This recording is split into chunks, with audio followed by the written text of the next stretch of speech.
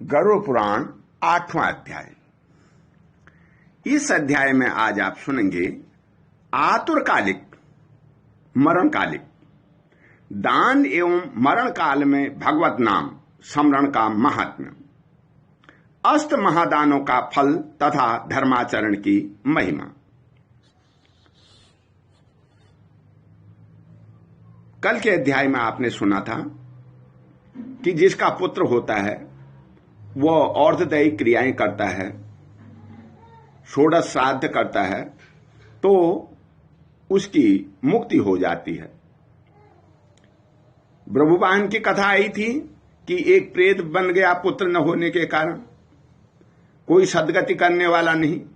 अंत में उसने राजा से प्रार्थना की, राजा ने उसके लिए और्धदैहिक क्रिया की तो उसका भी तारण हो गया।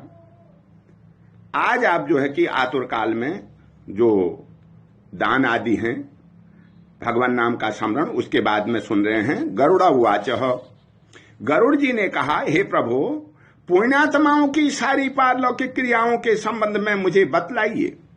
पुत्रों को जिस प्रकार वह क्रिया करनी चाहिए उसे भी बताइए। श्री भगवान बोले, हे ताक्ष, मनुष्यों के हित की दृष्टि से आपने बहुत उत्तम बात पूछी है। धार्मिक पुरुष के लिए करने योग्य जो कृत्य हैं वह सब मैं तुम्हें कहता हूं।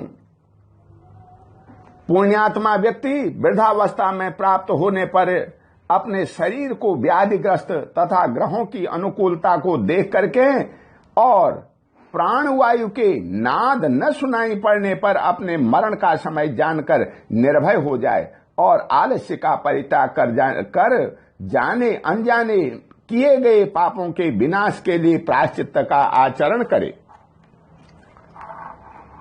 जब आतुर काल उपस्थित हो जाए तो स्नान करके शालिग्राम स्वरूप भगवान विष्णु की पूजा करे।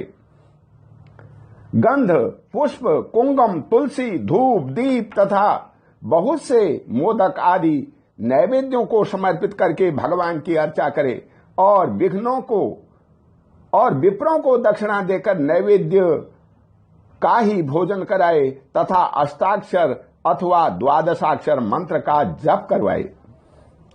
जब किसी व्यक्ति का मरण काल आ जाता है, पता लग जाता है कि अब बहुत समय तक जीने वाले नहीं हैं बुजुर्ग, तो उस स्थिति में जो है कि सब भयों को त्याग करके, कोई ज्यादा चिंता नहीं करके उस व्यक्ति के निमित्त दान पुण्य कर लेना चाहिए। और हो सके तो ये बात हो क्या सके, जरूरी रूप से अष्टाक्षर और द्वादशाक्षर ओम नमो नारायणाय भगवान से स्तुति की जाए, ओम नमो भगवते वासुदेवाय इस मंत्र का पाठ कर लिया जाए। अष्टाक्षर मंत्र है ओम नमो नारायणाय। मैं परमपिता परमेश्वर नारायण को नमस्कार करता हूं और मैं नमो भगवते वासुदेवाय, मैं वसुदेव जी के पुत्र श्री कृष्ण भगवान को नमस्कार करता हूं, भगवान विष्णु को नमस्कार करता हूं। ऐसे मंत्रों का जो है कि पाठ किया जाए, कराया जाए, किसी के मुंह से उच्चारित किया जाए, स्वयं नहीं कर सकता है। भगवान विष्णु और शिव के नाम का स्मरण करें और सुने। भगवान का नाम कानों में सुनाई पड़ने पर वह मनुष्य के पाप को नष्ट करता है। रोगी के समीप आकर के बांधवों को शोक नहीं करना चाहिए, प्रत्युत मेरे पवित्र नाम का बार बार स्मरण कीर्तन करना चाहिए। जो आ जाता है पूछने के लिए दुख सुख, वो भी नारायण करके नमो भगवते वासुदेवाय करके या भगवान का नाम मंत्र पढ़ करके वहां पर आए बैठे। विद्वान व्यक्ति को मत्स्य, कूर्म, बारा, नरसिंह, वामन, परशुराम, राम, कृष्ण, बुद्ध और कल्कि इन 10 नामों का सदा स्मरण कीर्तन करना चाहिए। जो व्यक्ति रोगी के समीप उपयुक्त नामों का कीर्तन करते हैं वे ही उसके सच्चे बांधव कहे गए हैं। कृष्ण यह मंगलमय नाम जिनकी वाणी से उच्चारित होता है उसके करोड़ों महापातक तत्काल भस्म हो जाते हैं। जो लोग आ रहे हैं उनको भी भगवान का नाम लेना चाहिए, रोना धोना और चीज नहीं। और ऐसा करके वो व्यक्ति जो मरणासन्न है, जिस बूढ़ा हो गया, अब सांसें रुकने की स्थिति आई है, बीमार है, सांसें रुकने की स्थिति आई है, अगर भगवत नाम लो तो उसने अगर जीवन में पाप भी किए हैं तो वो सारे भस्म हो जाते नाम का स्मरण करने ही। मरणासन्न अवस्था में अपने पुत्र के बहाने से नारायण नाम लेकर के अजामिल भी भगवत धाम को प्राप्त हो गया, तो फिर जो श्रद्धापूर्वक भगवान के नाम का उच्चारण करते हैं उनके विषय में क्या कहना। दूषित चित्तवृत्ति वाले व्यक्ति के द्वारा भी स्मरण किए जाने पर भगवान उसके समस्त पापों को नष्ट कर देते हैं, जैसे अनिच्छा पूर्वक भी स्पर्श करने पर अग्नि जलाता ही है। हे द्विज, वासना रहित पापों का समूल विनाश करने की जितनी शक्ति भगवान के नाम में है, पातकी की मनुष्य उतना पाप करने में समर्थ नहीं है। भगवान के नाम में इतनी शक्ति है कि नारायण नाम, अजामिल एक पापी था, वैश्याओं के साथ रहता था और वैश्याओं ने उसको अपनी अपनी तरफ खींचा और उसको नाश कर दिया, उसका सारा घर का, और वो सारे जिंदगी भर पाप कर्म करता रहा। उसका एक पुत्र था, नारायण उसका नाम था, और नारायण का नाम जब वो मरने लगा, दुख हुआ, कष्ट हुआ उसे, तो नारायण नाम लेने से जो है कि भगवान के दूत आए और उसको अपने साथ ले गए। बात यह है, जब खाली मन से पुत्र का नाम लेने पर भी, नारायण नाम कहने पर भी जब विष्णु भगवान के दूत आकर के उसको अपने धाम को ले जाते हैं, जो श्रद्धापूर्वक नारायण का नाम लेता है, भगवान का नाम लेता है, तो उसको तो सदगति अवश्य होगी। कितने ही पाप किए हों उसने, जैसे आग सारे वन में, चाहे अच्छा हो बुरा हो, लकड़ी हो, घास हो, पत्थर हो, जो भी है सबको भस्मीभूत कर देता है, उसी तरह भगवान नाम की जो शक्ति है वो सारे मनुष्य के पापों को जला करके नाश कर देती है।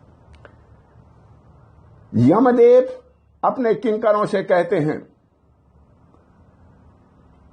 हे दूतो, हमारे पास नास्तिक जनों को ले आया करो, भगवान के नाम का स्मरण करने वाले मनुष्य को मेरे पास मत लाया करो, क्योंकि मैं स्वयं अच्युत, केशव, राम, नारायण, कृष्ण, दामोदर, वासुदेव, हरि, श्रीधर, माधव, गोपिका वल्लभ, जानकी नायक रामचंद्र का भजन करता हूं। हे दूतो, जो व्यक्ति हे कमल नयन, हे वासुदेव, हे विष्णु, हे धरणीधर, हे अच्युत, हे शंख चक्रपाणी, आप मेरे शरणदाता हो, ऐसा कहते हैं, उन निष्पाप व्यक्तियों को तुम दूर से ही छोड़ देना। हे दूतो, जो निष्क्रिय जन और रसज्ञ परम हंसों के द्वारा निरंतर आस्वादित भगवान मुकुंद के पादारविंद मकरंद रस से विमुख हैं, अर्थात भगवत भक्ति से विमुख हैं, और नरक के मूल गृहस्थी के प्रपंच में तृष्णा से बद्ध हैं, ऐसे असत पुरुषों को मेरे पास लाया करो। यम के दूत भी आते हैं मृत्यु समय, लेकिन यमराज ने एक बात कह रखी है उनसे कि जो भगवत नाम का स्मरण करता है, पुण्य करता है, उस व्यक्ति को मेरे पास नहीं लाना, क्योंकि मैं भगवान का भक्त हूं, और भगवान के भक्त जो है कि वो भगवान के पास जाते हैं, मेरे पास नहीं आ सकते। इसलिए जो पापी हैं, गृहस्थी में रहते हुए भी कभी पुण्य नहीं किया, और मरण काल में भी उसने कभी भगवत नाम का स्मरण नहीं किया। भगवत नाम का स्मरण मरण काल में कैसे होगा, जो सारे जिंदगी भर जो है कि बुरी बुरी बातें करता रहा, चुगली चर्चा करता रहा, किसी को गिराने की, दुखाने की बातें करता रहा, भगवत नाम उसके मुंह से तो आ ही नहीं सकता। इसलिए जीवन में भगवत नाम को लेना जरूरी है। भगवत नाम लेने से अभ्यास बनता है, और अभ्यास बनने से मृत्यु काल में भी भगवान का नाम उसके मुंह से निकलता है, तो वो भगवान के धाम को चला जाता है, यमलोक की यातनाएं उसे नहीं झेलनी पड़ती। जिसकी जिह्वा भगवान के गुण और नाम का कीर्तन नहीं करती, चित्त भगवान के चरणारविंद का स्मरण नहीं करता, सिर पर एक बार भी भगवान को प्रणाम नहीं करता, ऐसे विष्णु के आराधना, उपासना आदि कृत्यों में रहित असत पुरुषों को मेरे पास ले आओ। इसलिए हे पक्षेंद्र, जगत में मंगल स्वरूप भगवान विष्णु का कीर्तन ही एकमात्र महान पापों के आत्यंतिक और एकांतिक निवृत्ति का प्रायश्चित है, ऐसा जानो। नारायण के प्रांगमुख रहने वाले व्यक्तियों के द्वारा किए गए प्रायश्चित भी दुर्बुद्धि प्राणी को उसी प्रकार पवित्र नहीं कर सकते जैसे मदिरा से भरे घट को गंगा जी सदृश नदियां पवित्र नहीं कर सकती। भगवान कृष्ण के नाम स्मरण से पाप नष्ट हो जाने के कारण जीव नरक को नहीं देखते और स्वप्न में भी कभी यम तथा यमदूतों को नहीं देखते। जो व्यक्ति अंतकाल में नंदनंदन भगवान श्री कृष्ण जिसके पीछे चलते हैं ऐसी गाय को ब्राह्मणों को दान देता है, वह मांस हड्डी और रक्त से परिपूर्ण बैतरणी नदी में नहीं गिरता तथा जो मृत्यु के समय में नंदनंदन इस प्रकार की वाणी भगवत नाम का उच्चारण करता है, वह पुनः मांस अस्थि तथा रक्त से पूर्ण बैतरणी रूपी शरीर को प्राप्त नहीं करता, शरीर धारण नहीं करता अर्थात मुक्त हो जाता है। अतः पापों के समूह को नष्ट करने वाले महाविष्णु के नाम का स्मरण करना चाहिए अथवा गीता या विष्णु सहस्त्र नाम का पठन अथवा श्रवण करना चाहिए। एकादशी का व्रत, गीता, गंगाजल, तुलसी दल, भगवान विष्णु का चरणामृत और नाम ये मरण काल में मुक्ति देने वाले हैं। इसके बाद घृत और स्वर्ण सहित अन्नदान का संकल्प करें। श्रोत्री द्विज वेद पाठी ब्राह्मण को सवस्सा गौ का दान करें। हे ताक्ष, जो मनुष्य अंतकाल में थोड़ा सा या बहुत दान देता है और पुत्र उसका अनुमोदन करता है, वह दान अक्षय होता है। यहां ये बात भी आई है कि मरण काल में जो है विष्णु सहस्त्र नाम का पाठ कर दिया जाए, एकादशी का व्रत, गीता का पाठ, मुंह में गंगा जल डाल दिया जाए मरणासन व्यक्ति के, तुलसी दल वहां पर रख दिया जाए। ये सब बातें करने से जो है कि और थोड़ा ब्राह्मणों को जो आए हैं उनको भी दान दे दिया जाए, क्योंकि वो भगवान का नाम स्मरण करते हैं, वेद पाठी हैं। उनको देने से, दान देने से कि वो अक्षय हो दान कहलाता है। उस समय जो मरण काल में दान दिया है वो दान कभी घटता नहीं है, दिन प्रतिदिन बढ़ता जाता है। क्योंकि ब्राह्मण को दान दिया है, ब्राह्मण ने यज्ञ किए, यज्ञ करे और धर्म पुण्य कार्य किए, अच्छी लोगों को शिक्षा दी, और वो किसके कारण दी? जो व्यक्ति धन दे के गया है उसकी वजह से, उसके पुण्य कर्मों में सहयोग होने से, और वो पुण्य उस व्यक्ति को मिलता है और वो व्यक्ति फिर मृत्यु लोक को, नरक को नहीं जाता है, और वह दान करने से भगवान नाम से जो है कि विष्णु भगवान के लोक को चला जाता है। ये बात आई है। सत्पुरुष को चाहिए कि अंतकाल में सभी प्रकार का दान दिलाएं। लोक में धर्मज्ञ पुरुष इसीलिए पुत्र के लिए प्रार्थना करते हैं। भूमि पर स्थित आधी आंख मूंदे हुए पिता को देख करके पुत्रों को उनके द्वारा पूर्व संचित धन के विषय में तृष्णा नहीं करनी चाहिए। सत्पुत्र के द्वारा दिए गए दान से जब तक उसका पिता जीवित हो तब तक, और फिर मृत्यु के अनंतर अतिवाहिक शरीर से भी परलोक के मार्ग में वह दुख प्राप्त नहीं करता है। जब अंतकाल में पिता आंखें मूंदने लगता है तो पुत्र से हो सकता है जो भी वो भी करे। पिता की संपत्ति का, पिता के धन का लालच ना करे, जितना हो सके पुण्य कर ले, और ऐसा करने से उस मृत व्यक्ति के फिर जो है कि जो रास्ते में जब उसकी आत्मा जाती है, परमात्मा के लोक को जाता है, तो उसको सब सुख मिलते हैं, अर्थात दिया गया दान उसके काम आता है। आतुर काल और मरणा काल, इन दोनों कालों में दिए गए दान का विशेष महत्व है। इसलिए तिल आदि अष्टदान अवश्य देने चाहिए। तिल, लोहा, सोना, कपास, नमक, सप्तधान्य, भूमि और गौ, इनमें से एक एक का दान भी पवित्र करने वाला है। यह अष्ट महादान महापातकों का नाश करने वाला है, अतः अंतकाल में इसे देना चाहिए। इन दानों का जो उत्तम फल है उसे सुनो। तीनों प्रकार के पवित्र तिल मेरे पसीने से उत्पन्न हुए हैं। असुर, दानव और दैत्य तिल दान से तृप्त होते हैं। श्वेत, कृष्ण तथा कपिल भूरे वर्ण के तिल का दान वाणी, मन और शरीर के द्वारा किए गए विविध पापों को नष्ट कर देते हैं। ये अष्टदान कहला। 8 प्रकार की चीजें दो, तिल भी दो। तिल देने से जो है कि समस्त पाप नाश हो जाते हैं। मन से, वाणी से, कर्म से जो भी पाप हुए हैं, त्रिविध प्रकार के कष्ट उससे दूर हो जाते हैं। लोहे का दान भूमि में हाथ रखकर देना चाहिए। ऐसा करने से वह जीव यम सीमा को नहीं प्राप्त होता है। लोहे का दान करना है तो धरती पर रख दो, जिसको देना है वो अपने आप उठाएगा, और ऐसा करने से यमलोक में नहीं जाना पड़ता उसे लोहे के दान से। पाप कर्म करने वाले व्यक्तियों का निग्रह करने के लिए यम के हाथ में कुल्हाड़ी, मूसल, दंड, तलवार और छुरी शस्त्र के रूप में रहते हैं। यमराज के आयुधों को संतुष्ट करने के लिए यह लोहे का दान कहा गया है, इसलिए यमलोक में सुख देने वाले लौहदान को करना चाहिए। उरण, श्यामसूत्र, उदंबर, शेषंबल नामक यम के महादूत लौहदान से सुख प्रदान करने वाले होते हैं। हेताक्ष, परम गोपनीय और दानों में उत्तम दान को सुनो, जिसके देने से भूलोक, पृथ्वी, भुवरलोक, अंतरिक्ष और स्वर्गलोक के निवासी अर्थात मनुष्य, भूत और प्रेत तथा देवगण संतुष्ट होते हैं। ब्रह्मा आदि देवता, ऋषिगण तथा धर्मराज के सभासद स्वर्ण दान से संतुष्ट होकर के वर प्रदान करते हैं, इसलिए प्रेत के उद्धार के लिए स्वर्ण दान करना चाहिए। हेतात, स्वर्ण का दान देने से जीव यमलोक नहीं जाता, उसे स्वर्ग की प्राप्ति होती है। जो मरण काल में सोने का दान करता है तो उसे तो यमलोक में जाना ही नहीं होता है, क्योंकि सोना एक ऐसी पवित्र चीज है जिससे देवलोक में आदमी जाता है। बहुत काल तक वह जीव सतलोक में निवास करता है, सोने के दान से सतलोक में बहुत साल तक निवास करता है।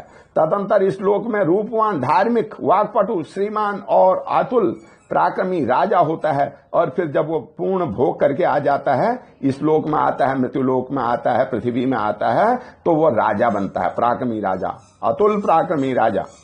कपास का दान देने से यमदूतों से भय नहीं होता। लवण का दान देने से यम से भय नहीं होता। लोहा, नमक, कपास, तिल और स्वर्ण के दान से यमपुर के निवासी चित्रगुप्त आदि संतुष्ट होते हैं।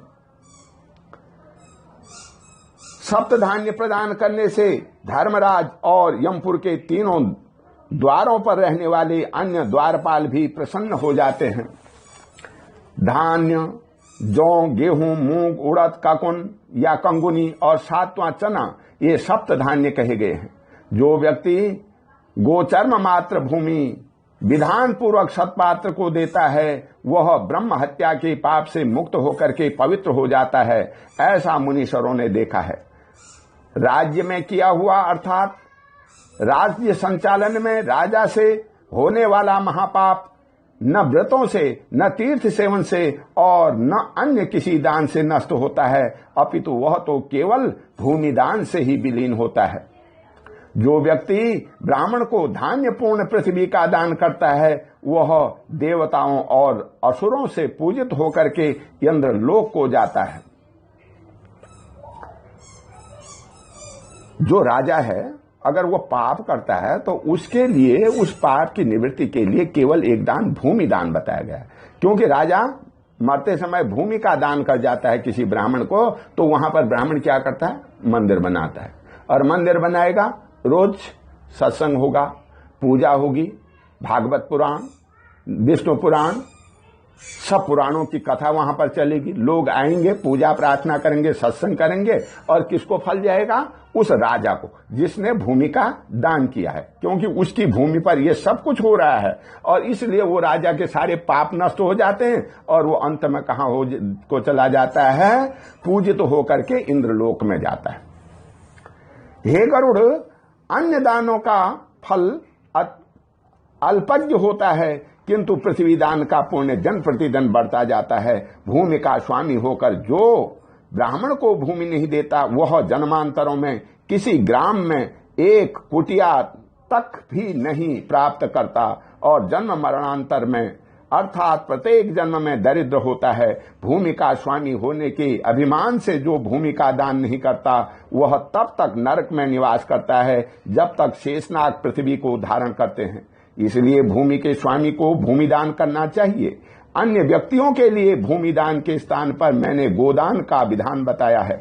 इसके बाद अनंत धेनु का दान करना चाहिए और रुद्र धेनु दान देनी चाहिए। तदंतर ऋण धेनु देकर के मोक्ष धेनु का दान करना चाहिए। हे खग, विशेष विधान पूर्वक बैतरणी धेनु का दान करना चाहिए। दान में दी गई गाय मनुष्य को त्रिविध आधि भौतिक, आधि दैविक, आधि आध्यात्मिक तापों तथा कायिक, वाचिक एवं मानसिक पापों से मुक्त करती है। बाल्यावस्था में, कुमारावस्था में, युवावस्था में, वृद्धावस्था में अथवा दूसरे जन्म में, रात में, प्रातःकाल, मध्याह्न, अपराह्न और दोनों सायंकालों में शरीर, मन और वाणी से जो जो पाप किए जाते हैं वे सभी पाप तपस्या और सदाचार से मुक्त वेदविद ब्राह्मण को उपस्कर युक्त दान सामग्री सहित सवत्सा और दूध देने वाली कपिला गौ के एक बार दान देने से नष्ट हो जाते हैं। दान में दी गई एक गौ अंतकाल में गोदान करने वाले व्यक्ति का संचित पापों से उद्धार कर देती है। अगर हमने दिन में सुबह शाम किसी तरह से भी आदमी से पाप होते रहते हैं, जाने अनजाने पाप होते रहते हैं, अगर मरणासन अवस्था में या जीवन में कभी गाय का दान, दूध देने वाली बछड़े सहित ऐसी गौ का दान कर दिया जाता है तो इससे वो सब पाप नष्ट हो जाते हैं। कैसे हो जाते हैं? गाय आपने ब्राह्मण को दी, ब्राह्मण के बाद मंदिर है, आश्रम है, जो भी है उस स्थान पर, और वहां वो गाय रही, गाय ने दूध दिया, सब लोगों ने उसकी चाय पी, जो भी भक्तजन वहां पर जा रहे हैं, दूध पिया, लस्सी पी, और जो घी निकला उससे यज्ञ किया। यज्ञ किए तो यज्ञ से देवता प्रसन्न हुए, देवताओं के प्रसन्न से वृष्टि हुई, अनाज उत्पन्न हुआ और अनाज से फिर यज्ञ हुआ। यह कर्म चलता रहा। किसकी वजह से हुआ? जो गाय है उसके गोबर से भी खाद बनी और उससे भी अन्न उत्पन्न हुआ। हर तरह से जो है कि गाय का गोमूत्र भी, गाय का गोबर भी, गाय का दूध भी, गाय का घी भी, ये सब पवित्र करने वाली चीजें हैं और वो जो देने वाला है उसके पाप को नाश करने वाली हैं। इसलिए गाय दान का महत्व बहुत बड़ा बताया गया है। स्वास्थ्य चित्तावस्था में, स्वस्थ चित्तावस्था में दी गई गौ, आतुरावस्था में दी गई 100 गौ और मृत्यु काल में चित्त विवर्जित व्यक्ति के द्वारा दी गई 1000 गौ तथा मरण काल में दी गई विधि पूर्वक 1,00,000 गौ का दान फल बराबर होता है। स्वस्थ अवस्था में गाय का दान कर ले तो उसका फल और भी महान बताया गया है। इस तरह तीर्थ में सत्पात्र को दी गई 1 गौ का दान 1,00,000 गोदान के तुल्य होता है। सत्पात्र को दिया गया दान लक्ष गुना होता है। उस दान से दाता को अनंत फल प्राप्त होता है और देने वाले पात्र को प्रतिग्रह दान देने का दोष नहीं लगता। स्वाध्याय और होम करने वाला तथा दूसरे के द्वारा पकाए गए अन्न को न खाने वाला अर्थात स्वयं पाकी ब्राह्मण रत्न पूर्ण पृथ्वी का दान लेकर भी प्रतिग्रह दोष से लिप्त नहीं होता। विष और शीत को नष्ट करने वाले मंत्र और आग भी क्या दोष के भागी होते हैं। यहां पर यह आया है सत्पात्र को दान देना चाहिए। सत्पात्र को गाय का दान दे दिया, अन्न का दान दे दिया, जो भी दान दिया वो दान दिन प्रतिदिन बढ़ते जाता है। ब्राह्मण को दे दिया, ऐसे ब्राह्मण को दे दिया जो दूसरे को कष्ट नहीं देता है, कष्ट नहीं देता, दूसरे को सुख देता है, दूसरे को धर्म की ओर ले जाता है, दूसरे को विद्या बुद्धि और विवेकशील बनाता है। ऐसे ब्राह्मण को देना चाहिए, क्योंकि ऐसे ब्राह्मण को दिया गया दान दिन प्रतिदिन बढ़ता है। और ऐसे व्यक्ति को दान दे दिया, आपने कहा गरीब है भाई इसको दान दे दो, ब्राह्मण को दान देने की क्या है।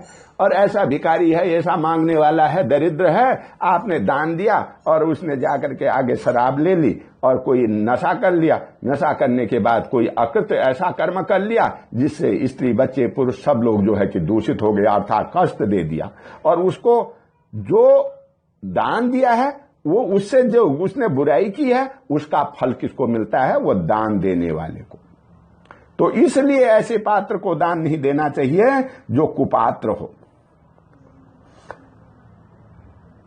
विष और शीत को नष्ट करने वाले मंत्र और आग भी क्या दोष के भागी होते हैं?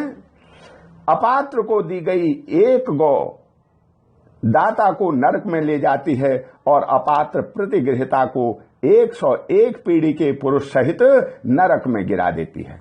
इसलिए अपने कल्याण की इच्छा करने वाले विद्वान व्यक्ति को अपात्र को दान नहीं देना चाहिए।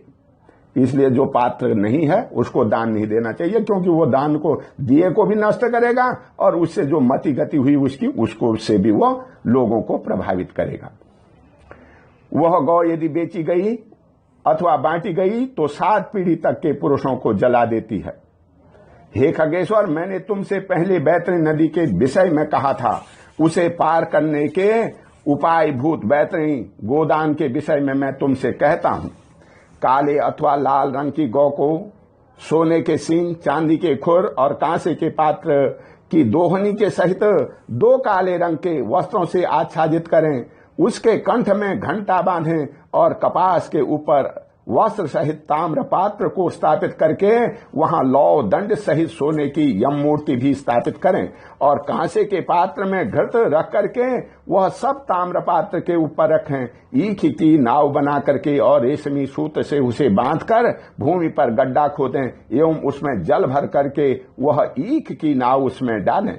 इसके समीप सूर्य की देह से उत्पन्न हुई धेनु को खड़ी करके शास्त्रीय विधि विधान के अनुसार उसके दान का संकल्प करें। ब्राह्मणों को अलंकार और वस्त्र दान दें तथा गंध, पुष्प, अक्षत आदि से विधान पूर्वक गौ की पूजा करें।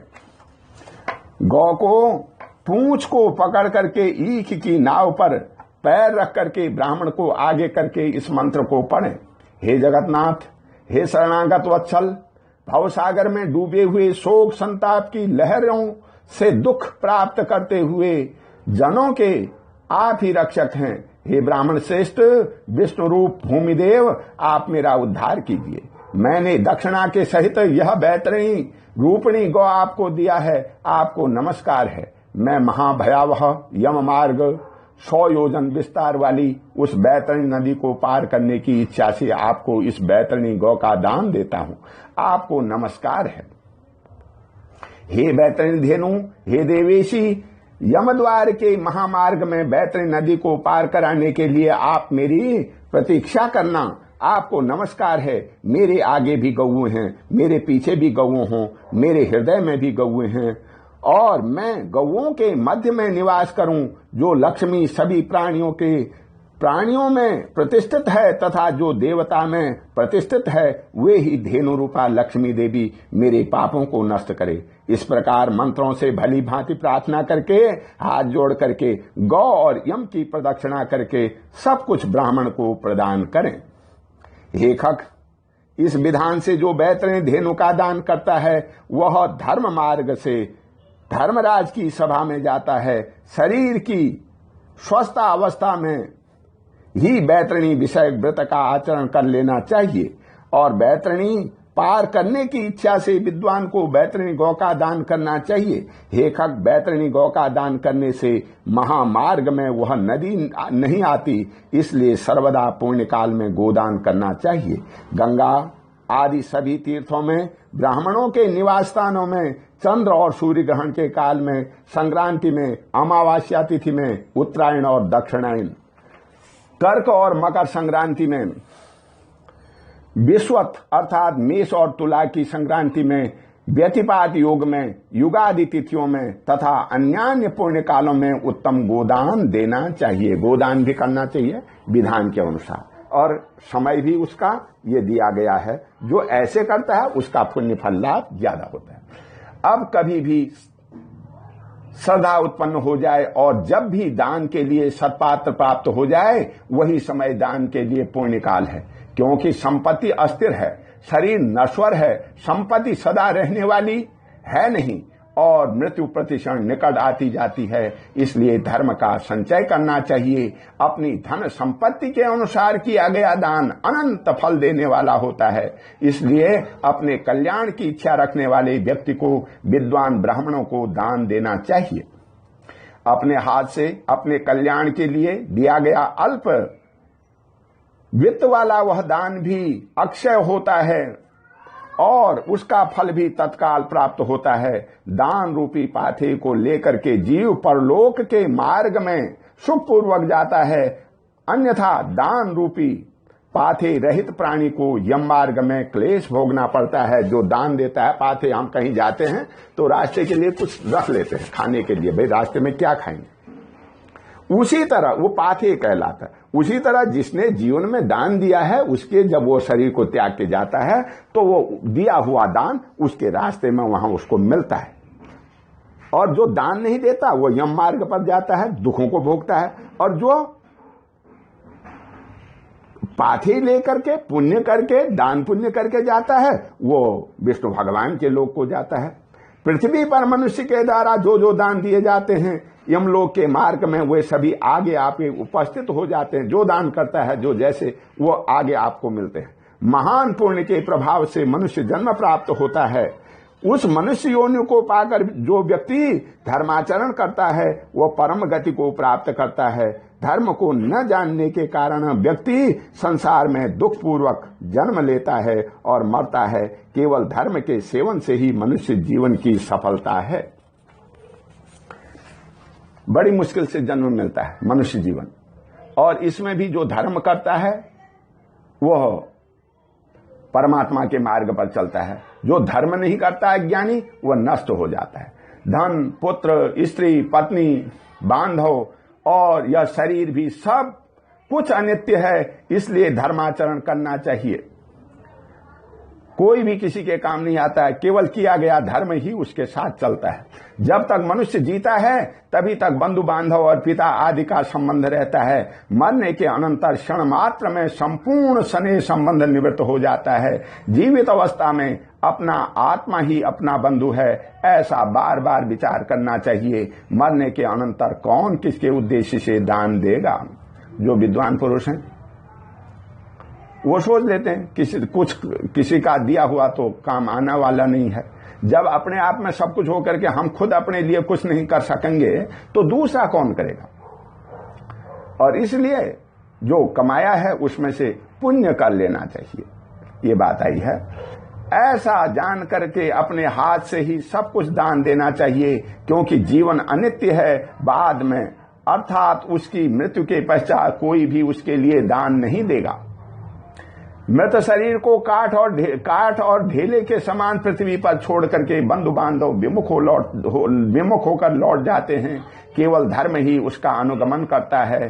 धन संपत्ति घर ही में छूट जाती है, सभी बंधु बांधव संसार में छूट जाते हैं, किंतु प्राणी के द्वारा किया हुआ शुभाशुभ कर्म परलोक में उसके पीछे जाता है, सब छूट जाता है।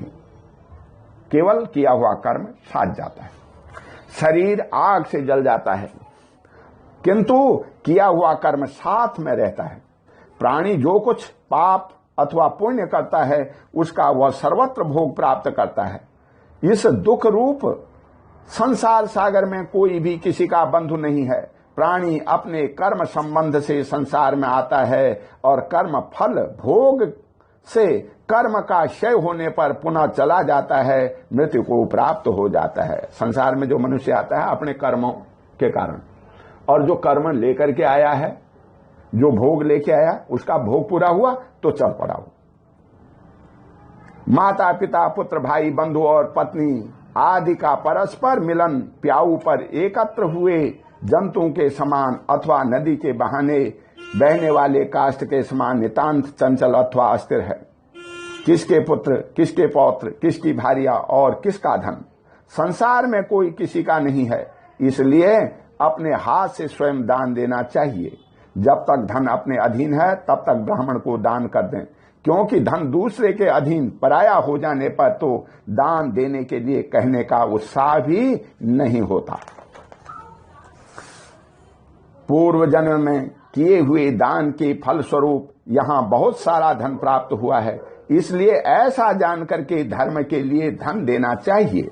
धर्म से अर्थ की प्राप्ति होती है, धर्म से काम की प्राप्ति होती है और धर्म से ही मोक्ष की प्राप्ति होती है। इसलिए धर्माचरण करना चाहिए। धर्म श्रद्धा से धारण किया जाता है, बहुत सी धनराशि से नहीं। अकिंचन मुनिगण और श्रद्धावान होकर के स्वर्ग को प्राप्त हुए हैं। जो मनुष्य पत्र, पुष्प, फल अथवा जल मुझे भक्ति भाव से समर्पित करता है, उस संज्ञात्मा द्वारा भक्तिपूर्वक दिए गए पदार्थों को मैं प्राप्त करता हूं। इसलिए विधि विधान पूर्वक अवश्य ही दान देना चाहिए, थोड़ा हो या अधिक, इसमें कोई गणना नहीं करनी चाहिए। जो पुत्र पृथ्वी पर पड़े हुए आतुर पिता के द्वारा दान दिलाता है, वह धर्मात्मा पुत्र देवताओं के लिए भी पूजनीय होता है। माता पिता के निमित्त जो पुत्र धन सत्पात्र को देता है, उसके पुत्र पौत्र और प्रपौत्र के साथ वह व्यक्ति स्वयं भी पवित्र हो जाता है। पिता के उद्देश्य से किए गए दान से 100 गुना, माता के उद्देश्य से किए गए दान से 1000 गुना, बहन के उद्देश्य से किए गए दान से 10,000 गुना और सहोदर भाई के निमित्त किए गए दान से अनंत गुना फल प्राप्त होता है। दान देने वाला उपद्रवग्रस्त नहीं होता, उसे नरक यातना नहीं प्राप्त होती और मृत्यु काल में उसे यमदूतों से भी भय नहीं होता। हे खग, यदि कोई व्यक्ति लोभ से आतुर काल में दान नहीं देते, वे कंजूस पापी प्राणी मरने के अनंतर शोकग्रस्त होते हैं। जीते जी सब कुछ मिला हुआ है, परमात्मा ने दिया हुआ है, उसमें से दान नहीं किया, खुद दान नहीं किया, जब तक क्षमता शक्ति या भले काम में उस पैसे को नहीं लगाया, तो वो पैसा फिर किसी काम नहीं आता। अंत समय में कोई किसी के निमित्त नहीं देता है। अनंतर ये बात भी आई है कि जो अपने पिता माता के प्रति जो दान करता है, उससे भी बहन और भाई के प्रति किया गया दान सहस्त्र गुना बड़ा होता है।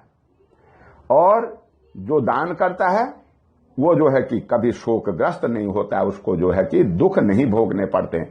आतुर काल में आतुर के उद्देश्य से जो पुत्र पौत्र सहोदर भाई सगोत्री और सुहृद दान नहीं देते, वे ब्रह्म हत्यारे हैं, इसमें संशय नहीं है। ये बात आई है कि खूब पैसा था, खूब कमाया, सब कुछ है, लेकिन लगाया कहीं नहीं शुभ कर्म में, दिया किसी को नहीं, तो वो जो मिला है वो समझ लो ब्रह्म हत्यारा। ये सब होने के बाद भी उसने ब्रह्म कर्म नहीं किया, कोई पुण्य कर्म नहीं किया, ब्राह्मणों को नहीं दिया, देवताओं को भोग नहीं लगाया, पितरों के निमित्त कोई पिंडदान नहीं किया, तो वो व्यक्ति जो है कि ब्रह्म हत्यारा है, अर्थात दोषी है। और उस दोषी को जो है कि यम मार्ग की यातनाएं झेलनी पड़ती हैं। इस सब के बाद इस प्रकार गरुड़ पुराण के अनंतर सारोद्धार में आतुर दान निरूपण नामक 8वां अध्याय पूर्ण हुआ। बोल गरुड़ भगवान की जय।